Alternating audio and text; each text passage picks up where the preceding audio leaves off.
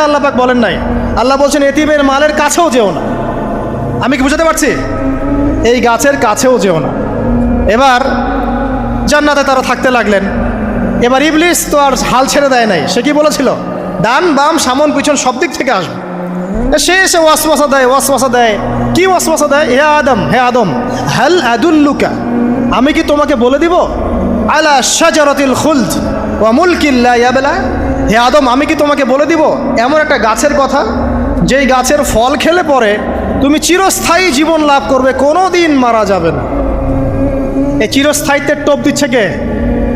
এই চিরস্থায়ী ক্ষমতার টোপে মানুষ পথ হারাচ্ছে না পৃথিবীতে। ওয়া মুলকিন লা ইয়াবলা, এমন রাজত্ব পাবে যেই রাজত্ব কখনো ক্ষয় হবে না। চিরস্থায়িত্বের টোপ, রাজত্বের টোপ, এই দুটোই হচ্ছে পৃথিবীতে মানুষকে পথভ্রষ্ট করার শয়তানের অস্ত্র। কথা মনে বুঝতে পারেন না? আমার মাথার উপর দিয়ে যাচ্ছে, বুঝতে পারবেন ইনশাআল্লাহ। তো টোপ দিচ্ছে দুইটা, হাল আদুল্লুকা আলা শাজারাতিল খুলদ ওয়া মুলকিন লা ইয়াবলা। করতে করতে করতে করতে একদিন সত্যি সত্যি আমাদের পিতামাতা সেই গাছের কাছে চলে গেলেন।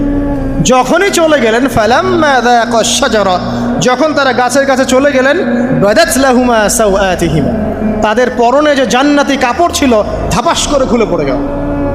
ইন্না লিল্লাহি ওয়া ইন্না ইলাইহি রাজিউন। আমাদের পিতামাতাকে পুরো মহাবিশ্বে ফেরেশতাদের সামনে জান্নাতে নগ্ন করে দিল ইবলিস।